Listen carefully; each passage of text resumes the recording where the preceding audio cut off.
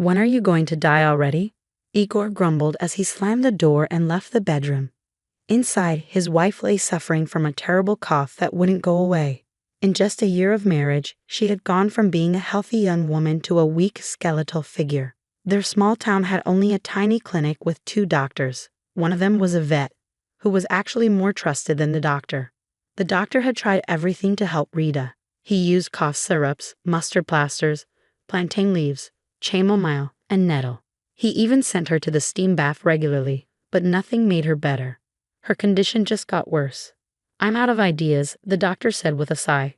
Rita couldn't understand what was happening to her either. She had always been full of energy, but now it felt like her marriage had drained all her vitality. The villagers started gossiping. She must be cursed, they would say when they gathered at the shop or by the water pump. Rita married at 20. Igor, who was from the city, came to their village saying he wanted to bring new energy to the countryside. He got a job driving a bread delivery truck. "You should be proud of me, wife," he would boast. "Without me, there would be no bread for the whole village." Rita just nodded and didn't argue. "We even have an apartment in the city, but I'm renting it out for now," Igor would brag. "I'm saving up to buy a bigger place for us, especially if we have kids." The village women admired him and praised him as a rare and great husband. They would then go home and scold their own husbands. But Rita was happy with their little house and didn't want to move. Still, her health kept getting worse. Her cough was joined by a runny nose, and sometimes she would wake up at night unable to breathe through her nose. When this happened, she'd get up suddenly, waking Igor, who would grumble and complain. "Why are you always moving around? I need to get up early, and I can't sleep because of you," Igor complained. But as soon as his head hit the pillow, he would snore loudly, filling the room with noise. Rita would quietly get up and move to another room, where she could get some rest, though not without a headache and feeling weak in the morning. At least she could breathe a little better. Rita worked at the local library, handing out books and filling out forms. The villagers enjoyed borrowing books and showing off their new knowledge at the water pump. Even though her job wasn't physically demanding, she came home feeling exhausted. Igor, who finished his bread deliveries early, would wait for her to come home, expecting her to cook dinner and take care of him. "Why can't you peel some potatoes before I get home? It takes longer to wait for you to do it," he'd grumble. "Well, excuse me, do you think I don't deserve to rest after carrying bread all day?" He'd snap back, even though Rita knew he hardly did any of the heavy work himself. Other people handled the unloading. She was too tired to argue. By evening, her cough would worsen, her eyes would get red, and a rash would spread over her skin. "Are you sure this isn't contagious?" Igor asked one morning, noticing the red spots on her back. "I don't need more problems." He slammed the door and left without breakfast. From then on, he started working night shifts, saying the stores needed fresh bread in the mornings. In reality, he was lying to Rita and staying away for days or even weeks, leaving her to struggle alone. At night, she could barely breathe, her cough was unbearable, and Igor's constant criticism and indifference only made things worse. "Why don't you go to the city hospital?" her friend Svetlana suggested. "They have real doctors there, not just the quack we have here." "What can they do?" "I'll rest and get better," Rita replied weakly. Svetlana hesitated before saying, "I didn't want to worry you, but some people say they saw Igor with a girl from the city who was here for the harvest. But you know how gossip is." Rita gave a bitter smile. She had noticed her husband's change in behavior long ago. She'd even found lipstick stains on his shirts a few times, although lately he'd started washing them himself. "I'm taking care of you since you're so weak," he'd say, but he left the sweaters and pants for her to wash. Rita's condition continued to worsen. She had been bedridden for 2 days, unable to move, her body racked with a violent cough, her eyes red and watery, and her skin covered in a rash. "When are you finally going to die?" Igor snapped. His new girlfriend from the rumors turned out to be real, and she was demanding more of his time, even wanting him to move to the city. But Igor couldn't leave because all his talk about having a city apartment was a lie. He didn't actually have one. He lost his previous job because of a black mark on his record. He'd been caught siphonning fuel from the truck he drove and selling it on the side. That's why he had to leave the city. Then Rita, a naive country girl, came along and even signed over half of her house. which she had inherited from her grandmother. "Come in, this is your half of the house," Igor's voice called from the hallway. "Good, solid house," an unfamiliar voice responded. "And who lives in the other half?" the stranger asked. "An old sick woman. She'll be gone soon," Igor said, with no shame in his voice. "All right, I'll take it," the stranger said. There was the sound of money rustling, a handshake, and then the door slammed. Rita, hearing them leave, tried to get up but stumbled and knocked over a chair. The stranger hurried into the room at the noise. "Still alive?" he asked, lifting Rita and helping her back onto the bed.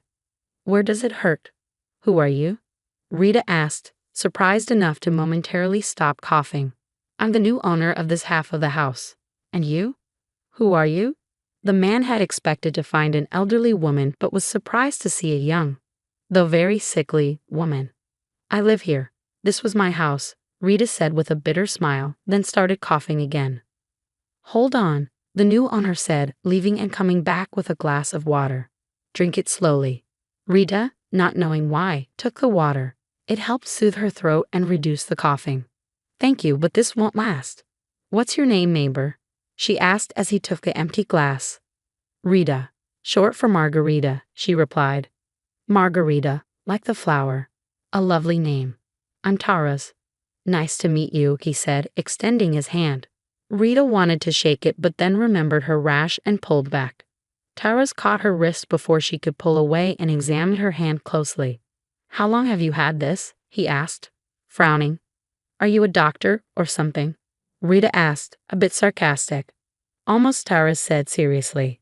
"It comes and goes. It usually gets worse when I'm coughing a lot and feeling weak. It started a year ago. I've never had anything like this before." She apologized. "I need to lie down. My head is spinning." She rested her head on the pillow. "And where did you come from?" "I haven't seen you around before," she asked, studying Taras. "I'm not from here. I came from the city," he said. "Do you want the truth, or?" He smirked.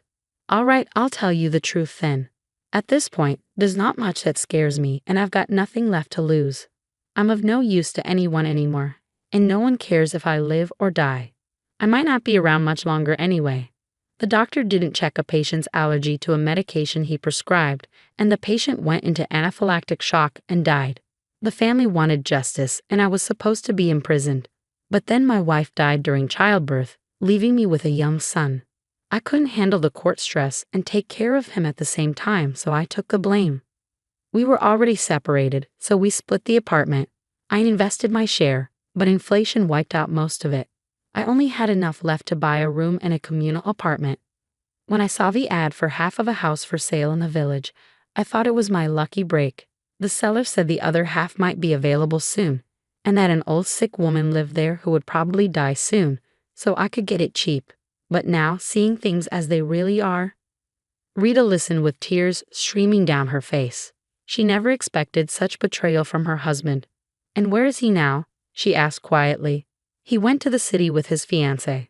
Left his phone with me, told me to call if, well, you know," Taras replied. "I see," Rita said with a bitter smile. Taras turned out to be a great neighbor. He helped her around the house and even got a job at the local hospital, replacing the old doctor who had left. One day, Taras suggested, "Marga, why don't you come to my office? I have a few ideas about your illness. Have you noticed you're coughing less and your complexion is better?" Rita had noticed but was afraid to believe it, thinking it might just be her imagination. Eventually, Taras practically insisted she come to the city with him to see a specialist. After a thorough examination, they discovered she had a rare allergy to her own husband, specifically to his biological material. If she had stayed with him much longer, she could have gone into anaphylactic shock. "Your whole body was reacting against the marriage," the specialist explained. "I didn't know anything like that was even possible," Rita said, shaking her head in disbelief. "Thank you. If it weren't for you, I might still be suffering or even worse." Life without Igor restored Rita's health and happiness. She even began to forget she had ever been married to him. Taras was always there for her, and one evening during dinner, he slid a small box across the table. Rita opened it and, shocked, looked up at him. "It's a ring," Taras said with a smile. "Yes, it's a ring," he chuckled. "But I'm still married," Rita said with a shrug. That's fixable, Tara's replied. You don't have any children, so the divorce will be quick and easy. You just need to handle the paperwork. Rita followed his advice. She had no idea where her ex-husband was, so after 2 court sessions where he didn't show up, the divorce was finalized automatically. Not long after, Rita and Tara submitted their marriage application, and a month later, they were married. I'm so glad I'm not allergic to you, Rita said with a smile, snuggling up to Tara's. A few months later, someone knocked on their door. Tara's opened it to find Igor standing there, looking disheveled, unshaven, wearing a worn-out jacket, and reeking of alcohol. Well, Taras, Igor said, his breath heavy with booze. So is she dead yet? By my calculations, she should have been gone by now. You should have called me so I could finish the paperwork for the other half of the house and sell it. I've been waiting. Have you forgotten? Or have you changed your mind? I've changed my mind, Taras said, hoping Rita wouldn't come out and see him, but she did. Darling, who's there? Rita called, stepping out. When she saw Igor, she recoiled in surprise. Margaret, you're alive. Igor stammered, stunned to see her healthy and pregnant. How is this possible? She's my wife, he stuttered. No, Igor, she's my wife now, and if I see you near her again, no one will ever find you. I've got nothing to lose, Taras said quietly but firmly. I'll make sure you disappear so completely that no one will ever find a trace of you. Understand? Igor, frightened, backed away quickly. Would you really have buried him? Rita asked, peeking from the room and hugging Taras tightly. If you enjoyed this story, please give it a thumbs up, and to make sure you don't miss any more stories, hit the bell when you subscribe. Wishing you all the best.